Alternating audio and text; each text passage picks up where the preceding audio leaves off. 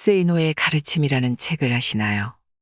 현재 국내에서 판매되는 책 중에 부동의 1위를 차지하고 있는 베스트셀러인데요. 한국에서 무일푼으로 시작해 부채 없이 천억대 자산가가 된 55년생 세이노 씨의 생생한 부자지침서입니다. 부자가 되고 싶은 사람들이 이 책에 그토록 열망하는 이유는 무엇일까요?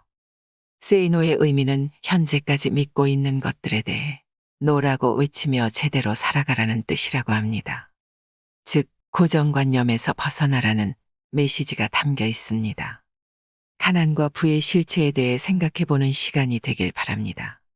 부티보다 귀티나게 외모에도 신경 쓰라. 외모도 중요하고 실력도 중요하다. 나는 도덕적 문제와 관련해서는 사람들의 말을 크게 믿지 않는다. 교통신호를 지켜야 한다고 말은 하지만 실제 생활에서는 그렇게 하지 않는 사람들이 많기 때문이다. 말과 행동의 이중성이다.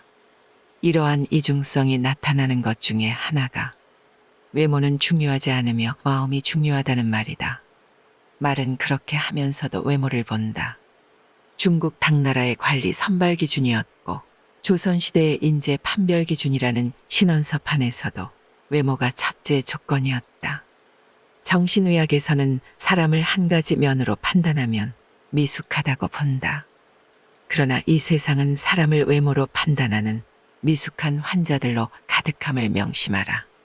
바비 인형처럼 속이 텅 비어 있어도 예쁘면 뜨게 되고 가상의 인터넷 캐릭터 아바타를 치장하느라 정신없는 것이 이 세상이다. 나처럼 내 멋대로 하고 다녀도 아쉬울 것 없는 사람이 아니라면 외모에도 신경을 써라. 일본의 야마다 오사무 역시 사람을 간파하는 기술에서 사람은 외관이 중요하다고 외친다. 외모 콤플렉스가 심하면 성형수술이라도 하라. 올 2월 21일자 월스트리트 저널에서 한국 여성들의 성형수술 풍조를 조롱하였다고 분개하는가. 웃긴 기사이다. 미국은 훨씬 더하다. 1996년 미국 격주간지 포추는 미국 남성들이 외모에 쓰는 비용만 연 12조 원이라고 했다. 미국 피츠버그 대학 조사에 의하면 키가 188cm 이상인 남자들은 183cm 미만인 남자들보다 12.4% 더 많이 번다. 키높이 구두를 신어라. 94년 아메리칸 이코노믹 리뷰에 실린 연구조사에 따르면 능력이 같아도 잘생긴 사람은 못생긴 사람보다 임금을 10% 더 받는다. 똑같은 죄인일지라도 미녀는 무죄를 받을 확률이 더 높다는 미국 자료도 있다. 정신병동 같은 이 세상에서 살고 있는 한 변신하라. 의사전달 효과 역시 55%는 몸짓, 표정과 시선에 의존하며 38%는 목소리 톤에 그리고 7%만이 발표 내용에 의존한다고 한다. 머리 손질과 의상, 말투로도 당신은 변할 수 있다. 이때 부티를 내지 말고 귀티가 나도록 하라. 졸부처럼 돈과 상표만 걸치지 말고 귀족적 세련됨을 갖추라. 그것은 온몸에서 퍼져나온다. 전화 음성이나 운전 습관, 의상 코디에서도 귀티가 나오게 하라. 그것이 진짜 매력이다. 외모가 주는 이점은 남들보다 앞선 출발선에 설 수 있다는 것이다. 물론 당신을 질주하게 하는 것은 궁극적으로 실력이다. 외모만 믿고 능력 개발을 등한시하면 생명이 결코 길지 않다. 외모에 자신이 전혀 없다고. 그렇다고 좌절하지 말고 실력을 2배로 길러라. 이 세상은 당신이 넘어지면 잔인하게 짓밟고 지나가지만 당신이 일어서면 우러러본다는 사실을 명심하라. 찰스 왕세자가 왜 젊고 아름다운 다이애나를 좋아했다가 턱주름 가득한 파커 폴스를 사랑하는지도 한 번쯤 생각해보라. 빨리 부자가 되려면 부자들 마음을 읽어라. 부자가 원하는 것을 알아라. 부자가 된다는 것은 다른 사람들의 주머니에 있는 돈이 그들의 자발적 의사로 당신 주머니 속으로 들어와 쌓인다는 뜻이다. 만약 흉기를 들면 강도가 되는 것이고 속임수를 쓰면 사기꾼이 되며 연고에 호소하면 상대와의 친분을 이용하는 것이 된다. 시인 김용택은 세상의 길가에서 내 가난함으로 세상의 어딘가에서 누군가가 배부릅니다고 노래했지만 내 생각은 다르다. 내가 부자가 된다고 해서 가난한 사람들이 늘어나지는 않는다. 강도 사기 연고 판매처럼 다른 사람에게 손해를 끼치면서 돈을 모으는 방식으로는 결코 큰 돈을 모을 수 없기 때문이다. 사람들이 기쁜 마음으로 당신에게 지불하도록 만들어야만 부자가 된다. 어떤 나라에서든 20%도 안 되는 부자들이 80%의 돈을 소유하고 있다. 빨리 부자가 되려면 부자들과 주머니를 공유하는 방법이 좋다.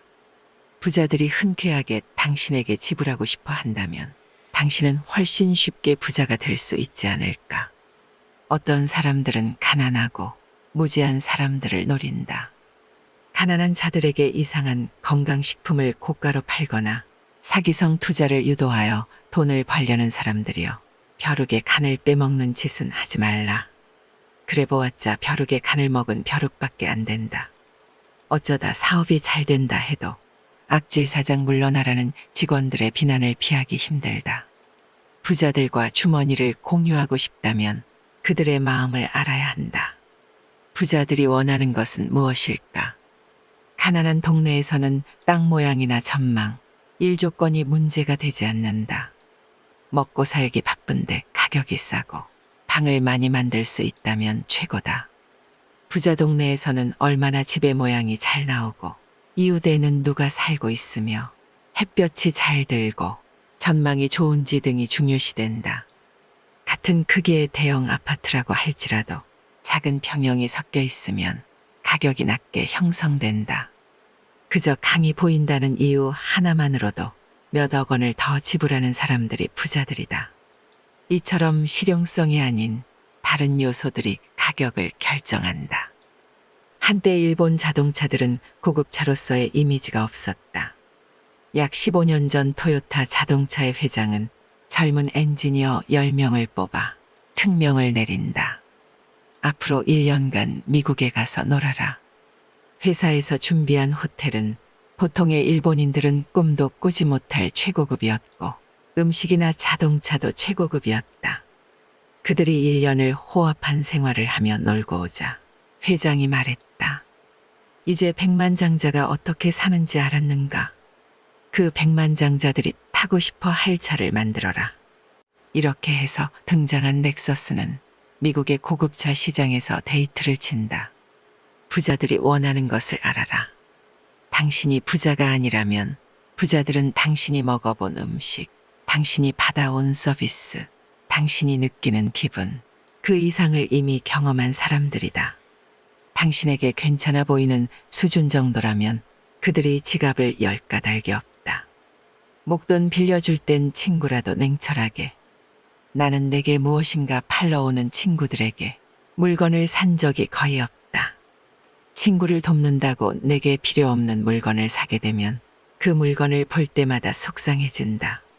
내게 필요한 물건일지라도 다른 곳에서 더 싸게 살 수 있는 물건을 친구를 돕는다는 미명하에 구입하게 되면 그 친구는 자신이 경쟁력이 없음을 계속 인식하지 못할 것이고 나는 현명하지 못한 구매를 한 것이 되고 만다. 내가 택한 대안은 형편이 어려운 친구에게 물건 판매 수당 이상의 현금을 주는 것이었는데 보통 100만 원이었다. 조건은 나중에 돈을 벌면 다른 어려운 친구를 도우라는 것이다. 대신 나는 밥 한 끼도 사주지 않는다. 문제는 목돈을 빌려달라는 경우다. 친구와는 돈 거래를 하지 말라고 하지만 살다 보면 돈 거래가 없을 수 없다. 20대의 돈 거래는 액수는 작으나 친구를 가려내는 시금석이 되기에 나는 권장한다. 20대의 친구에게 몇십만 원을 잃었다면 40대에 몇천만 원을 잃을 뻔한 것을 액땜한 것이다. 나는 처음에 동창들에게 그냥 빌려주었으나 도망가는 친구가 생기면서 생각이 바뀌었다. 우선은 재산 상태와 수입 및 부채 현황, 상환 계획을 상세히 적으라고 한다. 지갑 속에 신용카드가 많거나 카드 사용 내역에서 소비성 지출이 많으면 반드시 담보를 요구한다. 사업가 친구인 경우에는 회사의 격리 자료들을 세무조사하듯 본다. 경영에 약간의 문제라도 보이면 담보를 받는다. 새로 사업을 하는 친구인 경우에는 그의 성격을 생각한다. 사채놀이는 안 하지만 은행이자 수주는 요구하며 그 이자로 같이 한잔하기도 한다. 그 어떤 친구가 부탁을 해도 보증은 함부로 서지 말고 아무리 이자가 많아도 가진 재산의 상당액을 어느 한 친구에게 몰아서 빌려주지는 말라. 그 친구 때문에 당신 가족이 눈물을 흘리게 될 수도 있다. 전문직에 종사하는 친구들이 목돈을 빌려달라는 경우는 조심하라. 그들이 갑자기 떼돈을 벌어 목돈을 갚을 수 있게 될 확률은 낮다. 부득불 큰 돈을 빌려줄 경우에는 부동산 담보를 받아라. 그 담보물에 선순위 관리자들이 많다면 당신 돈은 곧 사라질 확률이 크다. 약속어음 공증을 받으면 좋지만 친구에게 재산이 없으면 월급이나 차압할 정도인데 다른 친구들이 친구에게 너무한다고 당신을 욕할지도 모른다. 친구가 급히 큰 돈을 빌려달라고 할 때는 그가 설명하는 말을 절대로 액면 그대로는 믿지 말라. 그가 거짓말을 하는 것이 아니라 그의 상황이 거짓말을 낳는다. 친구를 믿는 것은 좋지만 친구가 처한 상황은 믿지 말라. 그 친구도 미래 상황은 모른다. 고의적인 경우도 있겠지만 많은 경우에서는 친구가 속이는 것이 아니라 그의 미래 상황이 당신 돈을 못 갚게 만들며 우정도 버리게 함을 명심하라. 친구로부터 빌린 돈을 못 갚았다고 절대 자취를 감추지 말라. 연락이 두절되면 곧 소문이 퍼지게 되고 당신이 빚지지 않은 친구들마저 등을 돌린다. 당신에게는 업계에 친구가 많다고 적이 없다고 그것을 자랑하지 말라. 그것은 곧 모든 사람들이 당신을 대단치 않게 여긴다는 뜻일 수도 있고 경쟁 대상도 안 되는 만만한 사람이라는 뜻일 수도 있다. 내가 어느 직원을 사람 하나는 좋다고 말한다면 그가 일은 지독히 못한다는 뜻이다. 76세 고령의 경영자 호리바 마사오 역시 일 잘하는 사람, 일 못하는 사람에서 적이 없는 사람을 무능의 대명사로 부른다. 예수에게도 적이 무수히 많았다. 승자에게는 적이 많고 패자에게는 친구가 많은 법이다. 어느 나라에서 정치나 경제가 제대로 굴러가지 못한다면 그 이유는 정치인들이 적을 만들지 않으려고 하고 인기와 영합하여 욕을 먹으려 들지 않기 때문이다. 말이 통하지 않을 땐 침묵하라. 말이 통하지 않는 사람이 있음을 인정하라. 살다 보면 여러 가지 갈등으로 인해 마주치기조차 싫은 사람들이 주변에 생기게 마련이다. 이런 경우 서로가 마음을 열고 대화를 해야 한다고 말하지만 아무리 얘기를 나눠도 매듭이 풀리지 않거나 대화 자체가 이루어질 수 없는 경우가 발생한다. 왜 이런 상황이 발생하는 것일까? 인간관계에서 갈등이 생겼을 때 사람들의 반응을 나는 4가지 유형으로 구분한다. 첫째는 갈등이란 있을 수 없다고 생각하는 형이다. 문제 자체를 없었던 것으로 하자고 하면서 좋은 게 좋은 거 아니냐는 식으로 덮어버리려고 한다. 대부분의 문제를 사소하다고 여기고 보다 더 큰 명분, 이를테면 화합, 사랑, 애국 같은 명제 밑에 모이라고 한다. 싸운 학생들을 억지로 악수하게 하는 선생도 이 경우에 속한다. 부모는 자식들 간의 갈등을 주로 이런 식으로 해결하려고 한다. 표면적으로는 갈등을 제거한 듯 보이지만 안에서는 계속 골마간다. 둘째는 문제의 본질과는 상관없는 권위나 지위에 의존하는 형이다. 문제를 일으킨 사람이 윗사람일 경우 주로 나이가 몇 살이냐, 어떻게 대들 수 있느냐는 식으로 말한다. 아랫사람이 잘못을 저질러 윗사람에게 야단을 맞았을 때 어떻게 그렇게 비인간적으로 야단칠 수 있느냐는 식으로 윗사람을 오히려 비난하는 경우 역시 이 부류에 속한다. 여자와 싸우다가 여자가 왜 그래라며 윽박지르는 남자들도 이 부류이다. 셋째는 다른 사람들에게 호소하는 형이다. 이런 사람들은 평상시에는 당사자에게 태연하게 행동하면서도 다른 사람들에게 자기 하소연을 늘어놓는데 오해와 과장, 축소나 은폐, 모함이 따른다. 그러나 나중에 무슨 말을 했었는지도 제대로 기억을 못하거나 딱 잡아댄다. 당사자와 직접 이야기하는 경우는 드물며 오해가 풀어져도 사과하거나 반성하지 않는다.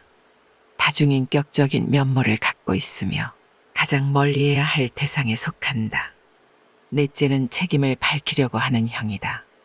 보통 사람들은 입으로 직접 거론하기 힘들어하는 것들도 거침없이 끄집어내어 밝히고자 한다. 연장자들을 당황하게 만들며 상대방에게 서운함 혹은 괘씸함을 안겨주기도 한다. 자기 주관에 따른 이분법적 사고가 강하다. 자식에게 우리 대화하자고 해놓고 자식이 무슨 말을 하면 오히려 야단을 치고, 그래서 자식이 침묵하면 이제는 말을 안 한다고 야단치는 부모도 이 유형에 속한다. 이러한 유형들은 누구에게나 조금씩 섞여 있으나 갈등이 발생하게 되면 어느 한 유형이 집중적으로 표출된다. 갈등에 대한 유형들이 서로 다를 경우에는 어느 한쪽이 백기를 들어야 화해가 이루어지지만 표면적인 것에 불과하다. 누군가와 갈등이 있다면 자신과 상대방의 논리 유형을 파악하라. 서로 다른 유형이라면 차라리 더 이상 만나지 말거나 그것이 어려우면 침묵하는 것이 서로를 위해 좋다. 당신에게는 당연한 말이 상대에게는 전혀 그렇지 않기 때문이다. 말이 통하지 않는 사람이 있음을 인정하며 살자는 말이다. 세이노의 성공담. 이생망이라는 단어가 있다.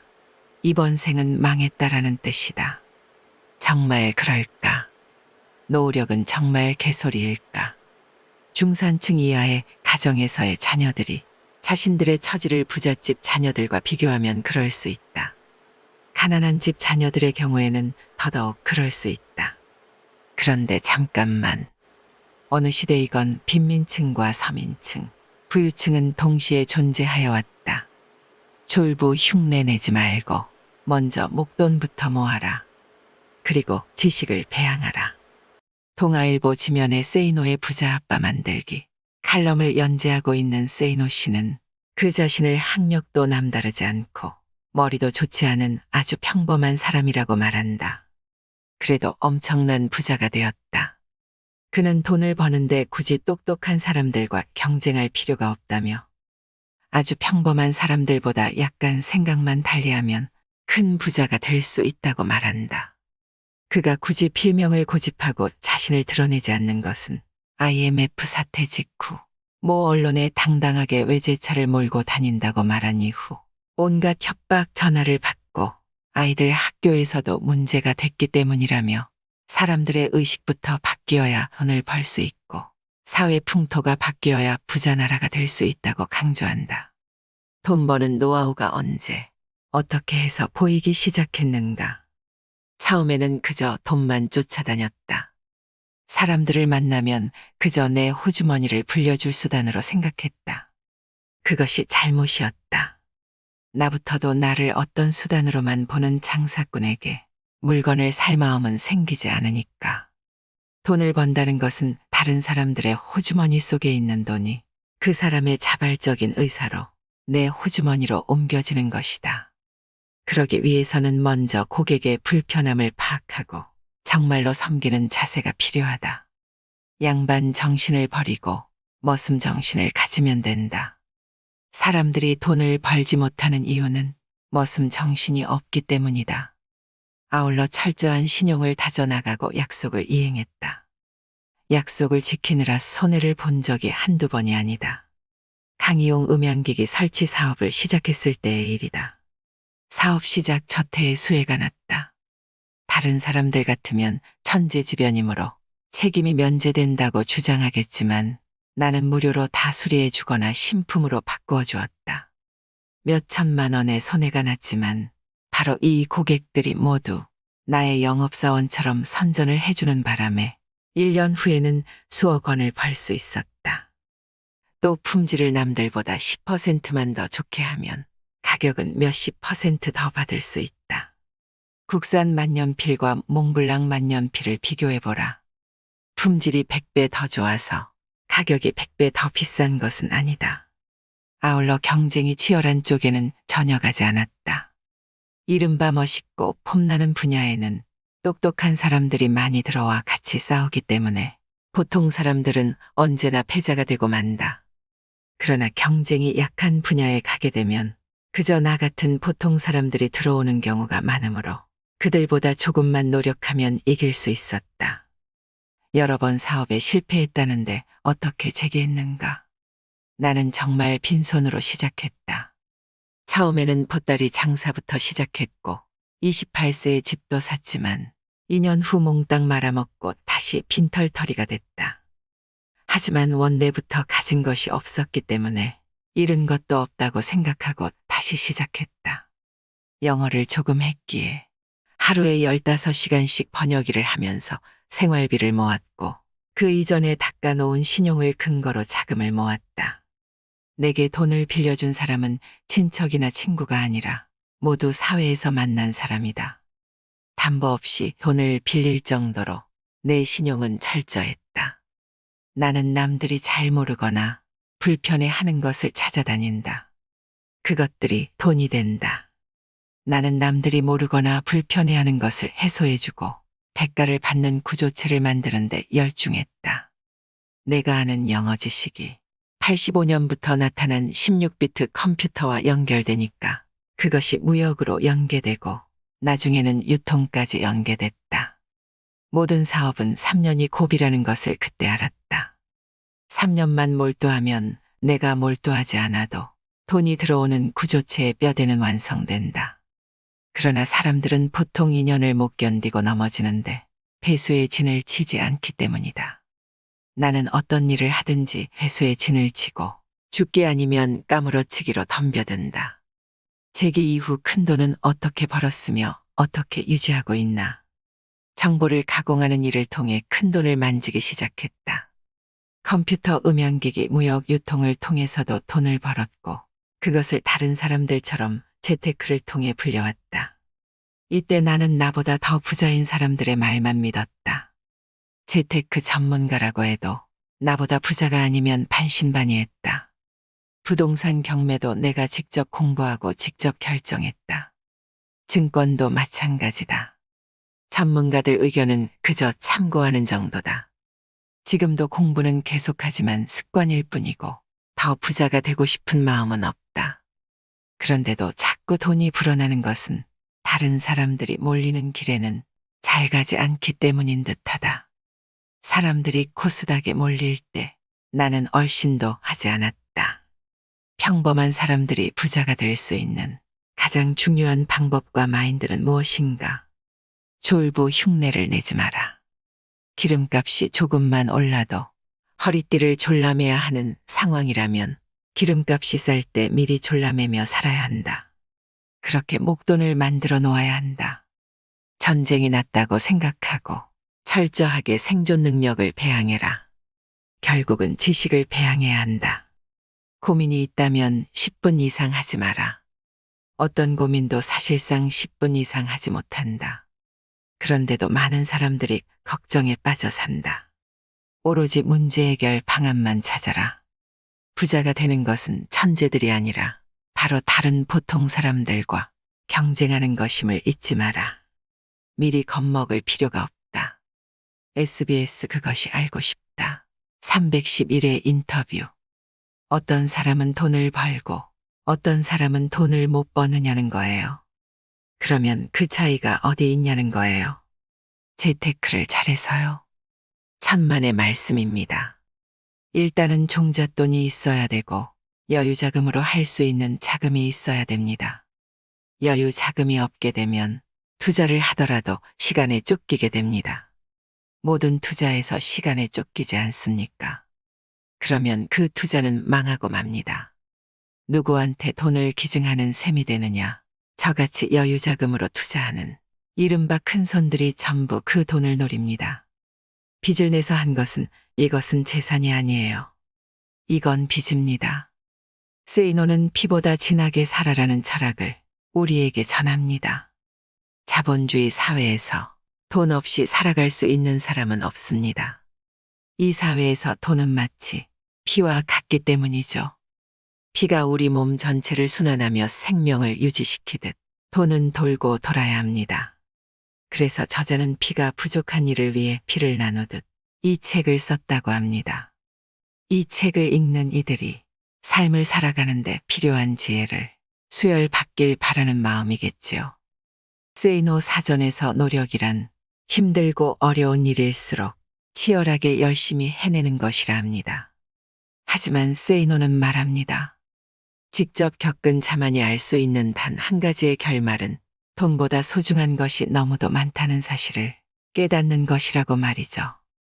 그것은 어디에 누구든 어떤 이유로든 살아가면서 소중한 걸 포기하지 않는 세상이 되길 바라는 마음이 더 크기 때문일 것입니다.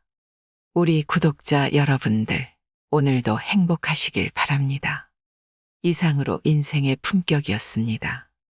하루하루 당신의 품격이 더 빛나길 바랍니다.